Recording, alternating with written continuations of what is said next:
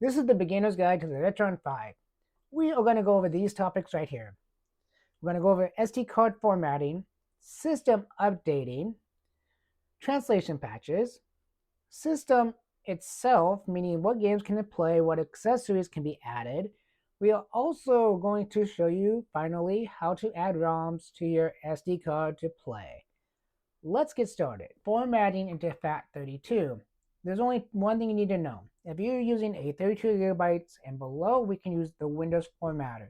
If we're doing 32 gigabytes and above, we're going to need a different one. I'll show you in a minute. All you got to do is click on your SD card, right button, format. There's your Windows one. Simple, easy. If you're going 32 gigabytes and above, we need this one right here. That will have a download in the description to get it, but I think just a 8 gigabytes SD card will be fine. Now we got to make sure the location of the SD card is correct. The Windows one is going to be automatic because we clicked on it through the SD card. The other one that we have over here, we just got to make sure it's on the right location, and it usually pulls up just the SD card anyway, so you're good there. We got to make sure it does say 7 gigabytes. So even though it's an 8 gigabyte card, you're always going to lose a little. You can see it there. You can see the FAT32 default and everything else that goes along with that. Even over on the other one, over here, you can see that there's 7.4. It's a little bit different than the other one, but we're going to make a label. We're going to call it the Retron 5. After you're done labeling the card, all you got to do now is click Start, and it'll ask you this question. Say yes. You can delete everything off the SD card. When it's complete, it does that. And the next thing you notice is down the file matter over here that we didn't close actually says Retron 5. Now all we gotta do is close this out. And we're gonna double check to make sure it's set to FAT32. Right click it, go to properties, and as you can see, it says format FAT32, 7 gigabytes, and we are good to go. Now we got to go back to the Retron 5 and let's get started. Now that we have jumped back onto the Retron 5 and we have turned it on and we have the SD card in the slot, we go down to settings and we're going to see if this thing needs to be updated or not. Now we go to system information. Now I'm going to say right off the back, if you have a Hyperkin Hyperbeach Retron 5, forget about it, skip this part, move on, don't worry about it. If you don't and you bought this secondhand from a friend or a family member or maybe even a retro shop, you want to come here and look at this stats. So let me show you what each stat is and how you get to update it. So the very first stat you want to look at is system software. Mine is fully updated for my machine. If you have a Hyper Beach Retron 5, it will show a 3.4, and no, the older machines cannot have that. So don't even look for it. If you contact Hyperkin themselves, they'll say it's just for the new hardware inside the new Retron 5s. The other ones do not support it. So if you have anything lower than a 3.0 on your system software, you'll need to update it. And let me show you how to do that first. So the first thing you need to do is come to this Hyperkin store, and I'll have a link in my descriptions for everything on this. We're going to scroll down to Hyperkin Retron 5. You don't have to do the how-to guide. Don't worry about that. But what you're going to do is you're going to directly download each one of these patches. So you're going to do this one first, and you're going to put it on your SD card. So if we had an SD card in there, all I would do is go direct download 3.0, and we would save it to the SD card. Now I don't need to do this because I already have mine fully updated, and it won't do nothing. If I put the SD card in it, it won't even do nothing because it's not showing anything up. So you're going to do that. You're going to put the SD card in, and you're going to get this screen. And then the next thing you're going to do is go take your SD card back out and do it again with the 3.0, 3.1. Save it to your SD card. Wait till it fully, installed on the SD card. Put it back in. You're going to get the same screen again. And now you're ready to do the application update. And again, we're going to look at the application update first. So if you go back to here and you see your application update is version 2.5, you're good. If it's lower than 2.5, what you're going to do is follow this instructions. You're going to go back one page, go to Write Firmware Update Request, hit that. It's going to do this. You're going to go OK. Now you have a request on your SD card. Now, the next thing you're going to do is go back to this page of Hyperkin store. And when you're ready, you go to how to upgrade. And this is going to give you the link. I'm going to have this link in the description so you don't actually have to go through all this. You go to the retron5.in and you're going to get to this page. Now this page has the version 2.5. And even right here, if you read it, it says you need at least a 3.0 system software. So now you have a 3.1, so you're good to go. Don't worry about that. But what you gotta do is hit this, choose file, and you're gonna choose your SD card file like so. And then you're gonna type in the code like so. And then you're gonna hit submit. And at that point, it's gonna download an update for you. We're just gonna pause. Now the next thing you need to do after you know that you have downloaded the application is make sure the Retron's off and then put the SD card in it and make sure to turn it back on.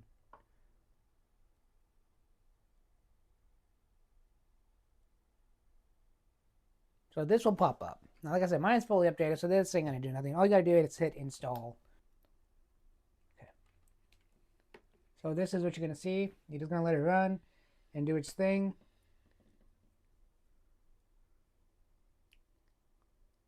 It's going to restart itself and you should be good to go, and we'll show you how to check it.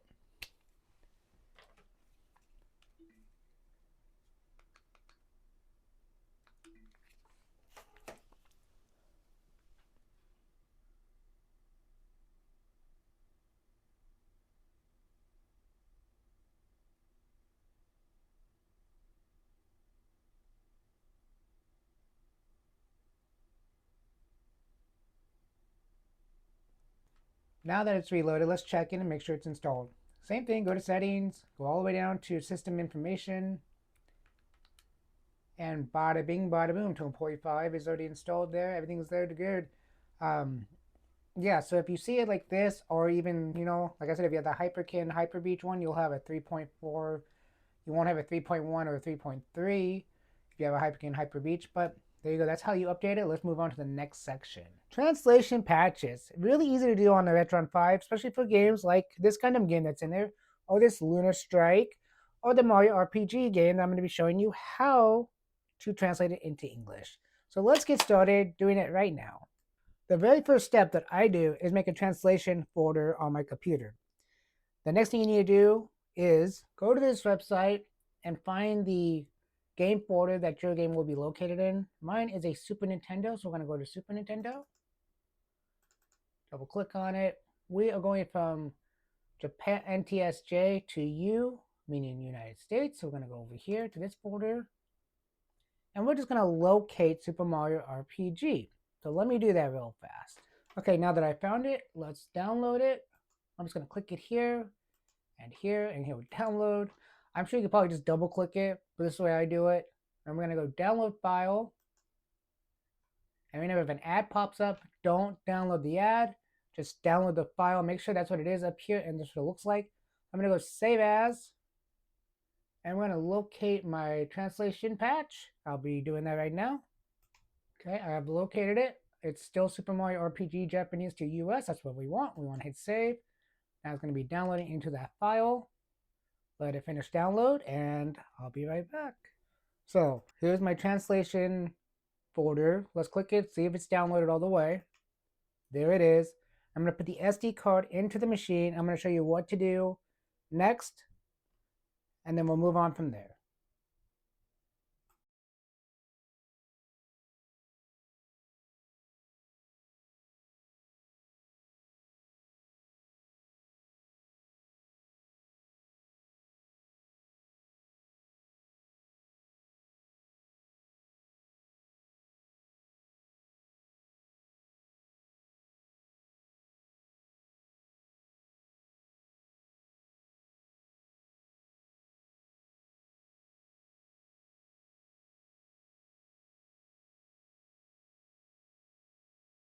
Now we're going to put the game in, and we're going to play it in the Japanese mode, and then we're going to put the translation patch on it to see what happens. So let's load up the game. I'll fast forward this because I'm not going to do all this.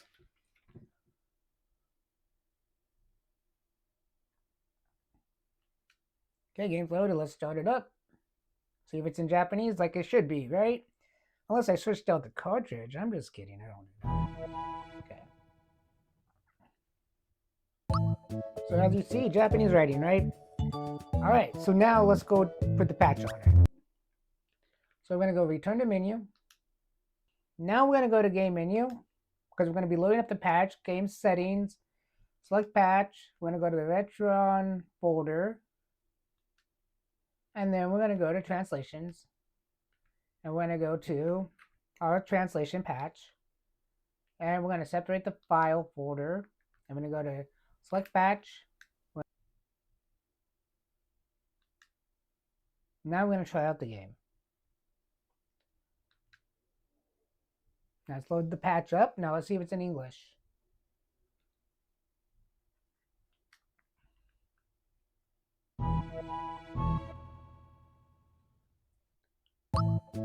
There you go. Now it's in English. And even the game looks a little different than it was before. Because remember the way it looked the other time? I'm going to put a split screen up here in a minute. I'm going to take me away and you can see the split screen.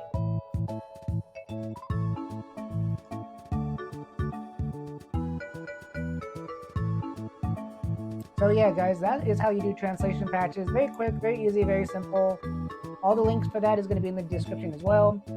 Let's move on to the next part of this video. So if you got this far in the video, don't forget to like, subscribe, and hit that notification bell to stay up to date everything we do on this channel. Now, we're going to go way far in depth with this. I'm going to play one cartridge for each system. Now, unfortunately, I do not have the 3-in-1 adapter. It'd be cool to do, but I don't have it, so I can't play the Game Gear. I can't play Master System, and I can't play Master System cards, unfortunately. So I'm going to stick a Game Boy game in, and we're just going to go from front to back. So let's get started. Okay, so I just put Tetris in. Let's play Tetris. This is the Game Boy version of Tetris, so this should be fun. We'll just do type A. Now this looks fantastic. It has the color on it. Now I don't know if that's just something Retron or the Hyper King company did. This would be kind of cool. But this is a standard Game Boy Tetris cartridge. So this is working out fantastically. Sounds great.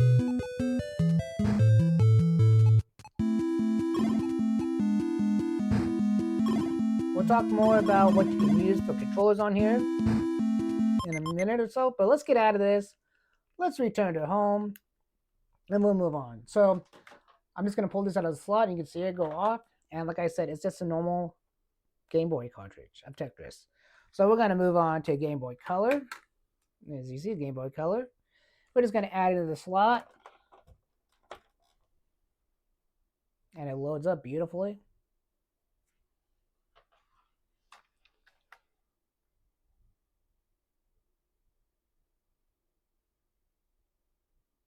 So now we got it. And all we got to do is hit play. Well, that's kind of an annoying sound, but it is what it is. Okay. Now this is what it looks like. I've never played this game. I just kind of have I have games laying around that I've never played. And we're just going to start up with, wow, there you go. I'm not sure what I'm doing here. But, yeah, it works. I mean, you can see the coloring. It looks fantastic. Game Boy Color has always been a real fantastic thing. We're all going to die! Okay, let's continue on. I'm sorry, but that is Game Boy Color, and it does work. Return to menu. Now we got a Game Boy Advance game to play, and you guys are going to really enjoy this one, I think. Dragon Ball Z. So again, it just fits into the slot. Same slot. It's all the same slot. So it's kind of neat, right? And that one loaded up super fast. I'm very happy about that. That means that cartridge is probably really clean. Great. I love music when the music sounds this good. Game Boy Advance is kind of neat because it's just like a Super Nintendo and a handheld, pretty much, in my opinion. I believe it's pretty much the same technology. But this thing looks amazing. Again, I don't really play this very often. I do live stream with this system, and I'm going to get into that in a minute. So again, sounds good, looks fantastic. I don't know what else to say. And again, if you had the Japanese versions of these games or European versions, you can literally, like I showed you in the last segment, translate all these games into English, and all these games into a different language, depending on where you're from. And, oh, this is a hitting. Ooh, that's really slow. But yeah, this thing is looking out fantastically. This might be a game I might want to like it. That's what I tell it.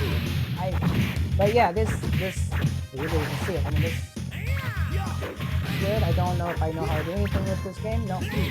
All right, so I'm gonna just get out of this game, and we're gonna move on to the Famicom. Now, the Famicom always gives me problems, so I'm just gonna pause the recording, let it load, and come back. So just to let you know, I'm doing the Super Mario Famicom game. This is what it looks like. And yeah, I'll be right back. Mario is loaded up. Let's get started. Now this is just Super Mario, not Mario.com, because this is just Super Mario for the Famicom. There is no difference between this one and the US one. But we're going to play a little bit because sound and all that. But again, it sounds good. Looks good. I'm terrible at this game when I'm trying to record a video. Unless I'm live streaming, but that's a different situation. So I'm live streaming, I don't have to really worry about it too much. But everything sounds good. I mean, there's the point. I think the system overall has a great sound. I just saw on the website they're charging $175 for this system still, so that's a lot. So that's Super Mario on the Famicom. I have one complaint about this Famicom slot. It is hard as hell to get these cartridges in and out. Mostly out. So, again, we're going to return to menu, and we're going to go on to Nintendo. But I want you guys to actually see how hard this is to get out. So, we're going to scroll you down. There it is. As you see, it's up there. And this thing is almost... Ugh, I hate that. I'm just going to be honest with you. I don't like putting Famicom carts in here because they stick really bad. Now we got Turtles 3 loaded up. Let's continue. Now as you see, it's done that again. So what I'm noticing is it's a filter thing. So we take the filter off, we go reset, it goes right back. The filters, I'm going to get into a little bit too. I don't care for the filters.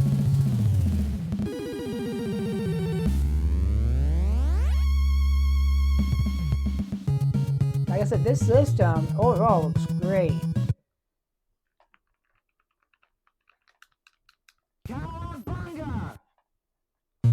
Now this game does have the Konami code. But just listen to the sound of this. This is fantastic.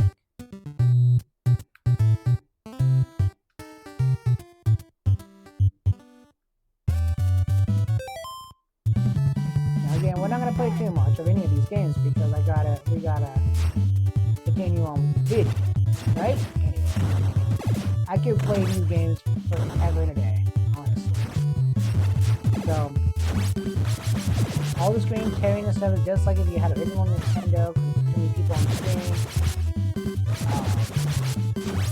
Yeah, so let's continue on. We're gonna go to the Super Nintendo next, but let me figure out the game I want to play for that one. So let me return to the menu, and we'll be right back. So we're going to do one of the best RPG games ever, Secret of Mana. That's right, we're doing Secret of Mana for this trial of the Super Nintendo on the Famicom.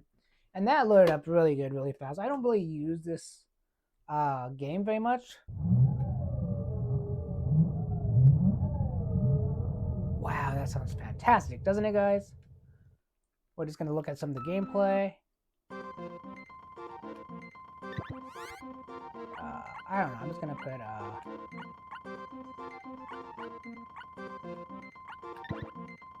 I agree with my controls. All these games are different. Just kidding. Oh, those are story modes. So I guess this is a good chance to show you the visuals of it, like how clarity it is to read and the way it looks, because there is a big difference on certain systems, you know. And again, this filter's on again. I don't know why this filter keeps coming on. So I'm gonna have to look that up on in the system settings when we do that here in a little bit. But as you see, the screen can read. You can change things on the menu on the fly. Let's move on to the Super Nintendo or Super Famicom now, because all these games are gonna work just fine. So give me a second. I gotta delete a patch real fast that I put on here, and you know how to do that from the last part of this video, and you know exactly what patch I'm talking about. Okay, I removed the patch for the Super Famicom Super Mario RPG, so you can go back to Japanese, just to show you that it is running. So I know if you guys hadn't watched that section because you skipped it because you know how or whatever, or you wanted to see this first, go back to watch that section. It's really important to understand how we do it for the Retron 5. But again, this plays beautifully. There's the Japanese one again, so yeah, I took the patch off just fine. Everything's in Japanese. It's really cool to see this, actually. And here's the beginning. Now, these graphics are different than most of the other graphics, so this is awesome, right? You can see the ability of this system and how good the system can be. You know, we're not going to do too much on this game either. We're not going to do too much about anything. So, watch this. Look at that. That looked awesome.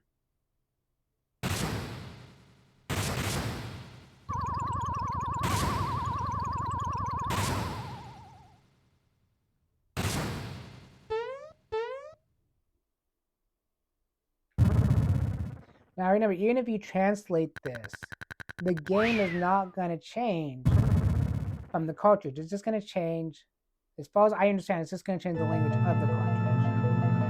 So, it's not a ROM hack, it's just a translation patch.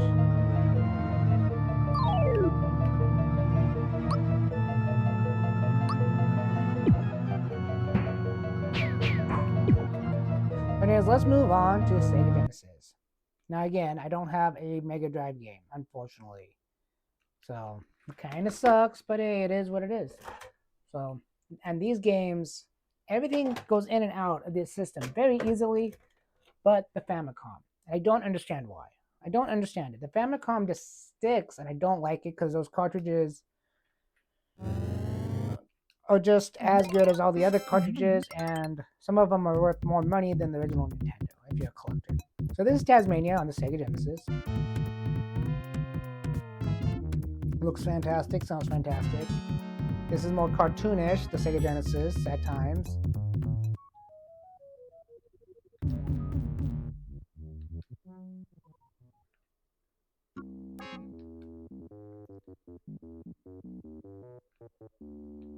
And again,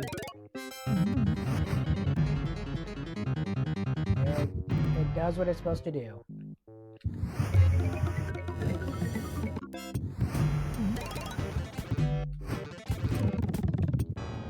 Okay, anyways, that's a Sega. Now I'm going to go back to home page, and we're going to talk about the difference hardware you can use. Now, what do I mean by hardware? I know you've already seen the 3-in-1 adapter that I showed you. We're just going to show it to you again. You can buy this and have an add-on so you can have 3 more game systems to it. There's also other controllers you can use besides the included one. This thing is a piece of junk. Okay, I'm going to blow myself up so you can see the difference of controllers. So this controller, let me explain why it's a piece of junk. Don't look at the Ryan World, so you shouldn't be seeing that. This is my son's controller when we first got this because I said, you're not using my good controllers. Anyways, this is really just a joke.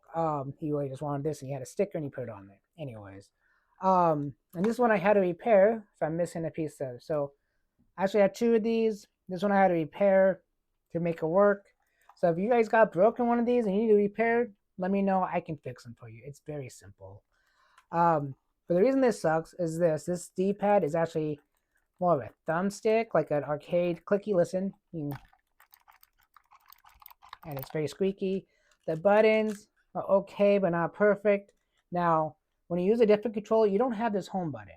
You don't have this home button, and these are like rewinds and turbos up here, depending on what you're doing and how you do it. You also got your shoulder buttons for like Super Nintendo. Uh, the controller itself, I like the layout of how things are laid out. I just don't like the feel of this controller. I don't like the way it was made. I think it was ridiculous. They could have made it so much better. For a good example, if they had something more like this in line, but with these button combinations, it would have been better. But no, but you know what? There's a good plus to this system, and I'm going to actually zoom back out and I'm going to show it to you. This first port, this little cover comes off, and this first port is for the Super Nintendo. So as you can see here, if you push down, it does work. You push up, it does work. If you hit the buttons, it does work. So yeah, it works out fine. This thing will work just fine out of the box. And to get to this menu, you literally just hit down on any of the controls you have plugged in and start, and it does that. And you can go to return to menu with the A button, and there you go. So next, let's plug in the NES controller. So the NES controller goes right here, just like so. And as you see on the screen, works just fine like that as well. And again, it will play the game down and start. We'll do that. It's always the hotkey. Down and start with these ones are always the hotkey. Okay. Next up, I got a special controller for the Sega one. I'll show you. So the last port here is the Sega Genesis controller. And I have a special Sega Genesis controller in my hand. Now what makes this special? It's a Hyperkin Sega controller. Now what does that mean? This controller, when I bought it, was promoted as a controller that can never break. You can throw it against the wall and never break. Have I done that? No. Do I want to do that? No. Why? Because it's a controller and I really don't care to try that. You know, I mean, why? Why would you? But again, it starts up the game, down and start. Pull up the menu. You hit A. Forgot I'm playing Sega controller, so you go down and you hit A, and it goes back. And again, functionality is just fantastic. So you can use any controller that plugs in here, first party, third party. It doesn't matter. And I got one more controller. I'll show you what I used when I was doing these demonstrations.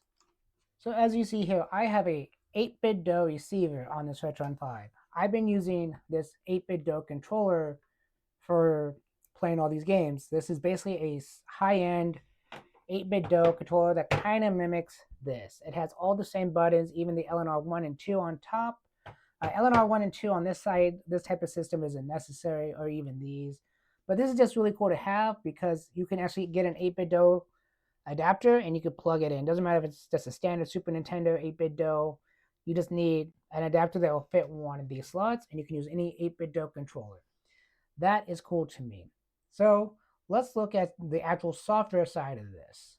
So now we are going to talk about settings. So image filters.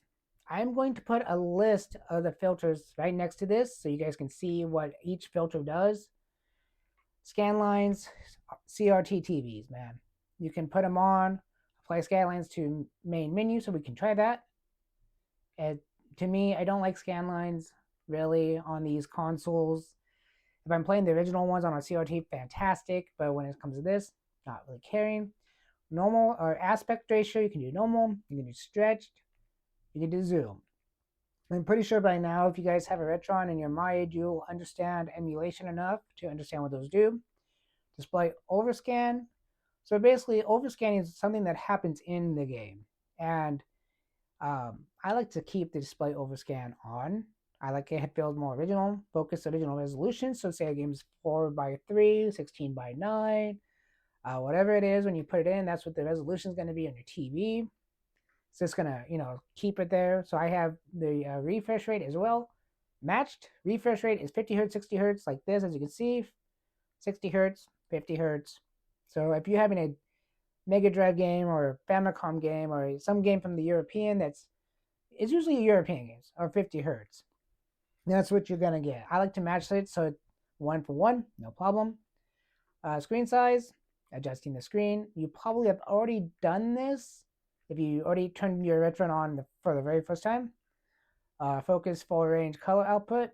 So I like it like that, not like this. So this gives you better coloring, as you can look at the Tasmania and see how darker it gets or how light it gets. So it's really up to you overall. Um, Sound adjustment, you got enhanced sound. I like to keep that on. Bass boost, I like the way it sounds through my headphones when I'm doing live streaming, so I keep that on. You don't have to. These bass boosts, treble boosts, and sound enhancement are really the thing that's meant for you to test out and try and see what you like through your sound system. If it's just through your main speakers, you might not hear much of a difference. If it's through headphones for recording, you might hear a lot of difference. Just try it out. Have fun. The GUI sound effect. Now, what is a GUI? GUI is the display that you're seeing here. If you turn it on, you'll get clicking noises like this. I don't like that. I hate that. So I keep it off. I don't like hearing clink, clink, clink. If it had some kind of like video game sound, like or something, like every time you moved it had a different note, that would have been cool. But it just clinks. I don't like it. Volume for the system. So say you're live streaming or you are just recording a video and you can't hear yourself talk as you're playing the games, you can change the volume. But what I notice is volume all the way up on this thing isn't a big deal. Plus, on my OBS setup that I'm using right now, I can adjust the volume if I needed to on the fly. I manage Retron 5 controllers, meaning you can add more of these controllers or some kind of other Bluetooth controller that will work with the Retron 5. And even though that my 8-bit DO is considered a Bluetooth controller, it does not work with the Retron 5 without that adapter. Controller to player mapping, meaning if you have mapped your buttons for a controller and you like that mapping, you can do it here too. So like you say player 1, any controller, you can really adjust it for every system. So if you're a player 1 controller, you can adjust depending on the system you want. For me, I just leave everything alone. Button mapping, again, you can change the button mapping depending on the system, depending on the way you want it. So that's up to you. Hot configuration, that's that down to start. I leave it alone straight out of the box like that. Fast cartridge loading. You can turn that on. It's going to make your cartridge load faster. Well, at least that's the concept. Console region, you can change it to whatever region you want. Japan, Europe, and US. Just leave it on auto. So it doesn't matter what game you play, it's going to load. Auto load last state, meaning whatever you entered your game on is where it's going to load. So it's not going to go back to the main game. I had that on by mistake during this thing, so I had to keep switching it back to the main screen. That was kind of annoying. Auto cartridge loading on, insert.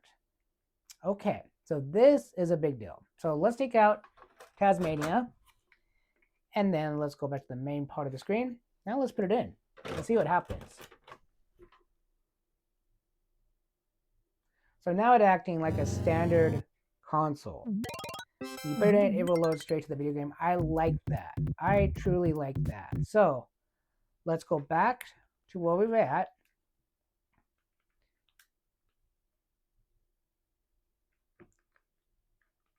Now, after we got auto start cartridge on insert, that's where I like to do it. Unless I'm doing live stream and then there's a different reason why I don't have it on. Automatically import saves on first run. That means, say you're playing Legend of Zelda Link to the Past and you have a save state from 10 years ago, you put it in and it will take that save and put it straight to this console. Is that a good thing or a bad thing? Well, in my opinion, it's a good thing if your battery might be dying. For example, say you're changing out your battery. Now, you're going to love this. You can really put that save file on your SD card right here, like I showed. Save data location, SD card. So what you do is you can change the battery out and you can actually reload it back to your cartridge. I can show you that in another video if you want. Screenshot file format. This really doesn't matter. I like JPEGs, but you can do PNG. Up to you. Show Retron 5 quick info on startup. not necessary. I mean, you can. File management, system information. So if you hit system information, it will tell you all this again. We've already been over this system information. File management will show you all your files on your SD card, and you've seen this. So you've seen these two. So that is your system. That's what everything does. So let's get into the nitty gritty of some of the stuff that most people haven't talked about. We're going to talk about Game Genie. Now, I haven't had this on yet. So that's our next section. It's going to be Game Genie. And then we're going to do our final section of ROM importing from SD card.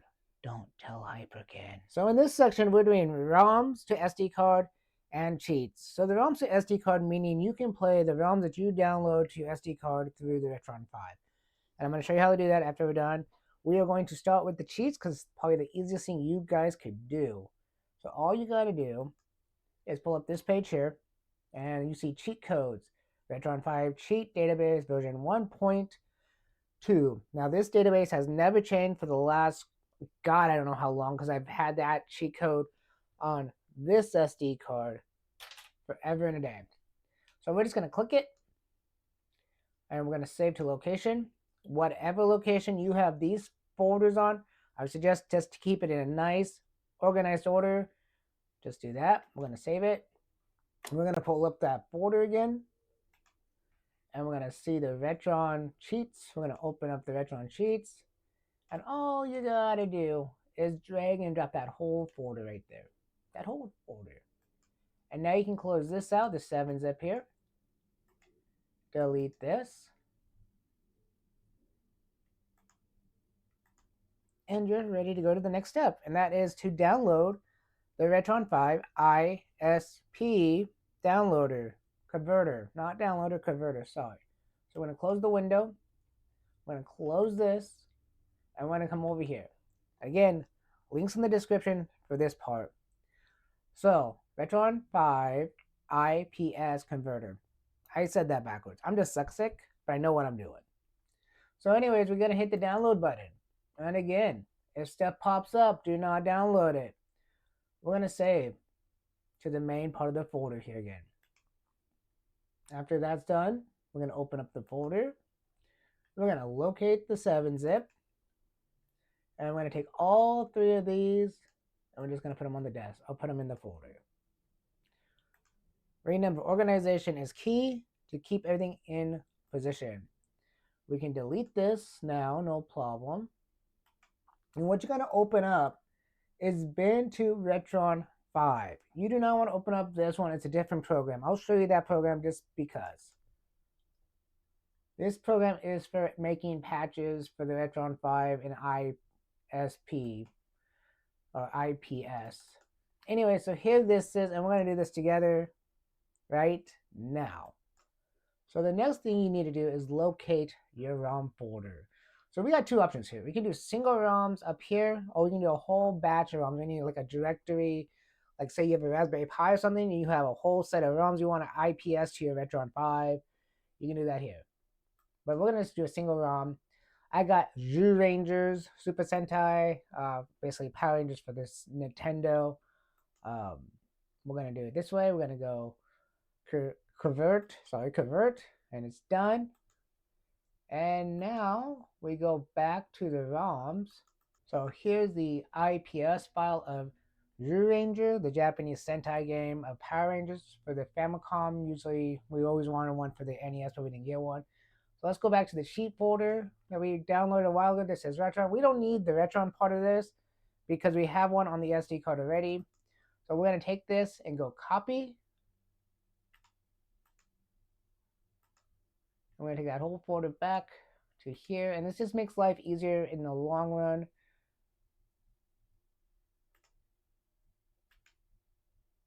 So there it is. We can delete this because we don't need multiples. Okay, so we got our cheats. We got our very first ROM in here. So unfortunately, my mic does not work with my SD card being inside because the way my computer is built on the front end, it really sucks. So my camera will stay on, and I will make sure you guys understand what I'm doing during the SD card part.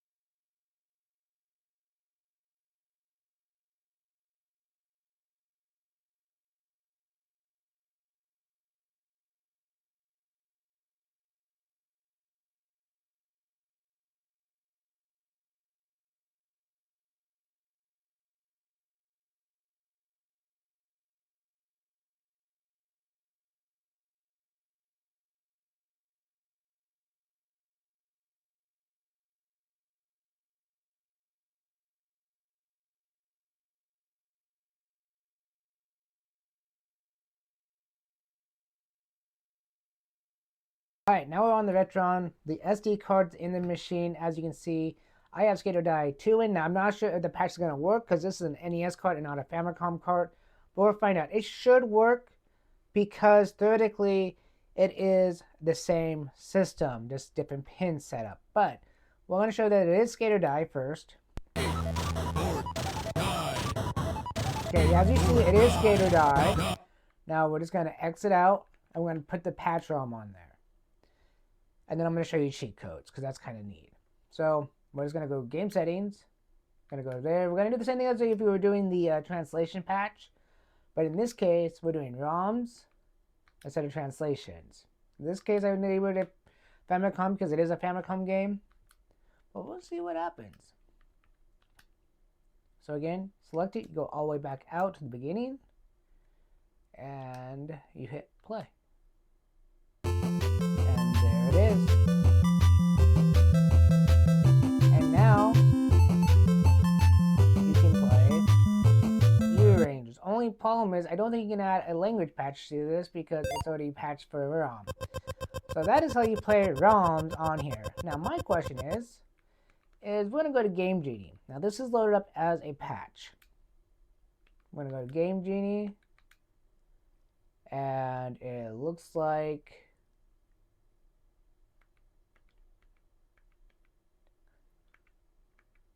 yeah, this looks like it's for Skater Die.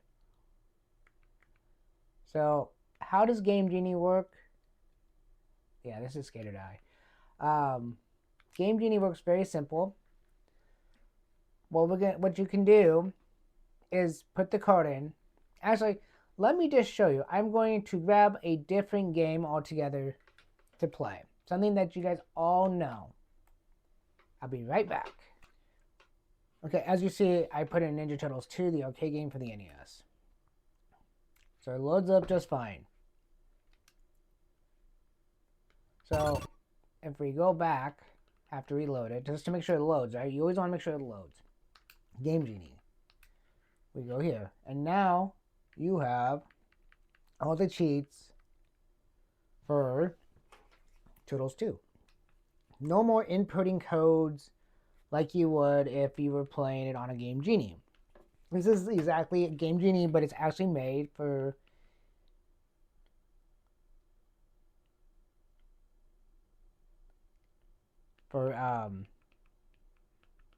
Ninja Turtles.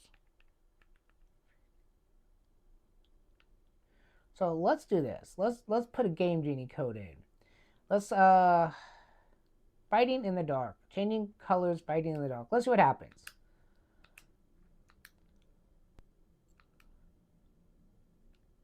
Let it load. Let us do this thing. We're just gonna hit start. This title screen has changed the look. You guys know what the title screen looks like. It definitely doesn't look like this. Now we're all red mask. That is pretty damn cool. Yeah, the whole thing is kind of messed up with coloring. Now this is all because of the cheat code. And now we're in scene 1 and everything is black. So now I can't see nothing on the screen besides that. So I have no idea what's going on. And that's pretty. The game still works just fine, but now it's just pure black. Yeah, so the cheat codes work. Some of them are very odd, some of them are not. Just remember, you still have you're still just doing the same thing. You know it's not. So let's get out of this, and I will show you that this is not a glitch. This is the cheat code. And I just did that again. I hate doing that. My hands will slip so easily. So we're going to go back to Game Genie, and we're going to take that off. Okay, we're going to go back to the gameplay. It's going to restart the game. And this happens every time you have cheat codes on. It restarts the whole game. Now the coloring's back to normal. Everything's great. Scene starts, and boom, now you have the game back. So now you have seen how to update the system, how to put translations on the games, how to put your Game Genie cheat codes on your system, and how to do the illegal way of playing ROMs through the Retron 5. So who is the Retron 5 for? Well, everybody, of course. You know, Hypergame wants everybody to play this. Originally, I bought this because I could not afford every system, and that makes a good point. If you want to be able to play Game Boy Color, and Game Boy Advance, and you don't want to buy each one of those, this will do it. If you want to play your old-fashioned Sega, Super Nintendo, and NES, this will do it. If you want to play Famicom games for the very first time because you finally can import them off of eBay, this will do it. This does all sorts of things that lots of people love because it's so hard to get a game system under $100 these days. To spend $200 on this to be able to play every game you own is a fantastic option. Some people are purists where you cannot play a game unless it's on the original hardware, and I understand that. But people are on budgets, and people need to have a way to play the games they love. And this is a perfect solution for that. So, thanks for watching. If you haven't liked and subscribed yet, please do. It helps me, it helps the algorithm, and I'll catch you in my next video.